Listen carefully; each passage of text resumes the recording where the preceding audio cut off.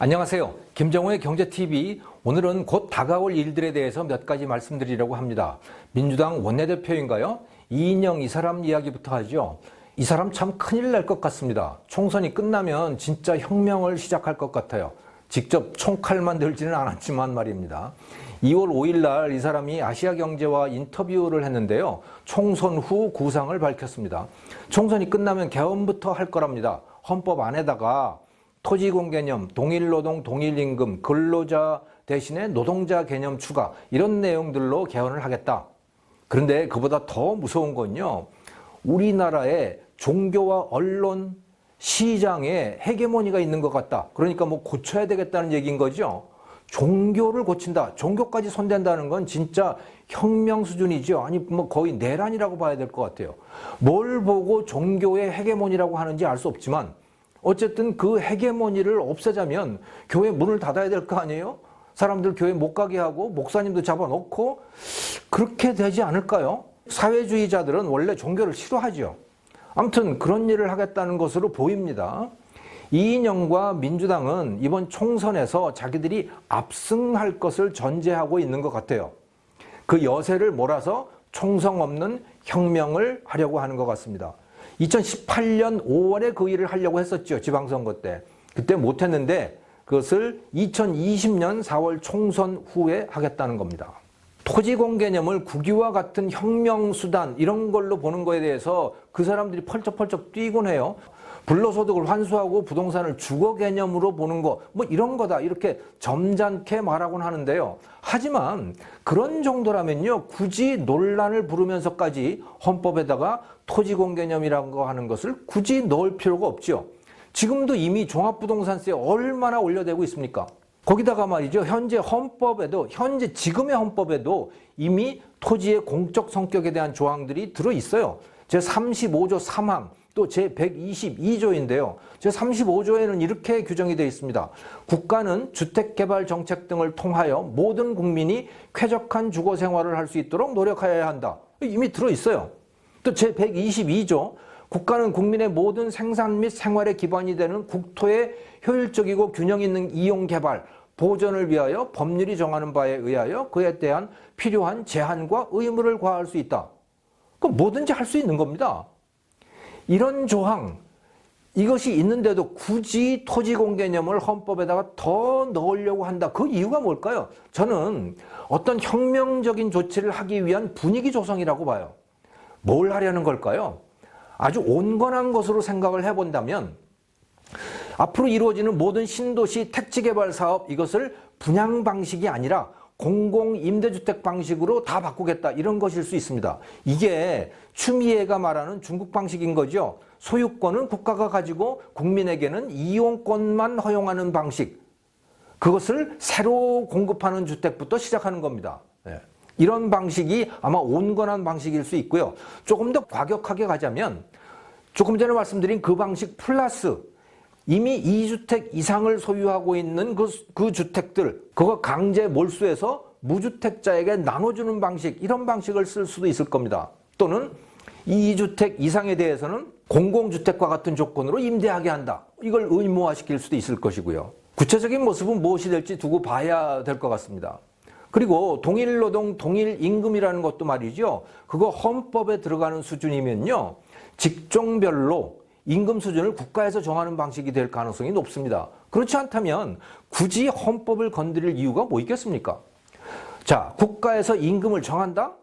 그러다 보면요. 민간 기업들이 바로 공기업처럼 변해가는 것이죠. 설마 그렇게까지 하겠어? 이런 생각하시는 분들 많을 것 같습니다. 하지만 저는 지금까지 이들이 보여준 그 뻔뻔함 이것을 보면요. 충분히 그러고도 남을 것 같다 생각이 듭니다. 어떻게든 민주당 좌파 그들이 다수당이 되는 것은 막아야 합니다. 물론 그렇다고 해서 큰 기대는 하지 마세요. 자유주의 우파가 다수당이 되더라도 경제가 갑자기 좋아지는 일은 없을 겁니다. 대통령이 바뀌지 않는 한 말이죠. 국회의원들만 바뀐다고 해서 그렇게 달라질 것은 없어요. 하지만 최소한 개헌을 통한 사회주의 혁명은 막아낼 수가 있는 겁니다. 그런데요. 그보다 앞서서 조용히 벌어질 혁명이 다가오고 있습니다. 3월 주총이죠. 저는 3월 주총부터 우리나라 대기업들 상장 기업들을 국민연금이 접수해 갈 거라고 봅니다. 국민연금이 접수한다는 것은 민주당과 좌파 시민단체, 민노총 등이 접수하는 거라고 보면 되는 거죠. 증거가 있냐고요? 뭐 아직 일어난 일이 아니니까, 다가올 일이니까 증거는 없죠. 하지만 조짐은 보입니다.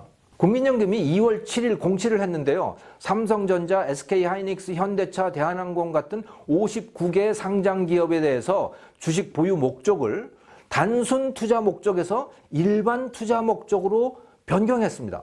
변경의 이유는 뭘까요? 그건 경영에 참여하기 위함인데요. 그런데 경영 참여라는 단어를 쓰진 않았습니다. 일반 투자 목적이라는 단어를 썼죠. 여기에 미묘한 부분이 있습니다. 자본시장법은요, 투자 목적을 경영 참여와 단순 투자 두 가지로 구분을 하고 있어요, 실질적으로. 그런데 최근 정부가 자본시장법에 딸려 있는 시행령으로 일반 투자 목적이라는 것을 만들어서 집어넣습니다. 국회 허락도 없이 공무원들이 법률을 실질적으로 바꾼 겁니다. 왜 그랬을까요? 국민연금은요, 자기들이 기업 경영에 관여한다는 소리를 듣고 싶어 하지 않습니다. 기업의 경영에 참여하는 것은 국민연금의 본분이 아니라고 하는 것을 자기들도 잘 아는 거죠. 하지만 실제로는 관여하고 싶어 해요. 대통령부터 그 주변 세력들 모두 경영에 대한 개입을 원하고 있는 겁니다. 삼성전자, LG, SK 다 경영에 개입하고 싶은 거예요. 자, 그래서 경영 참여라는 단어는 쓰지 않으면서도 실질적으로는 경영에 참여할 수 있는 방법, 그게 뭘까? 찾다 보니까 시행령에다가 일반 투자 목적이라는 것을 만들어 넣은 겁니다. 그러니까 말이죠. 쓰기는 일반 투자 목적이라고 쓰고 읽기는 경영 참여 목적이라고 읽어야 하는 겁니다. 그런데 국민연금은 2월 7일 그 공시를 통해서 바로 그 일반 투자 목적의 경영 참여를 하겠다고 세상에 밝힌 거죠. 그 공시도 안 할 수는 없기 때문인 겁니다.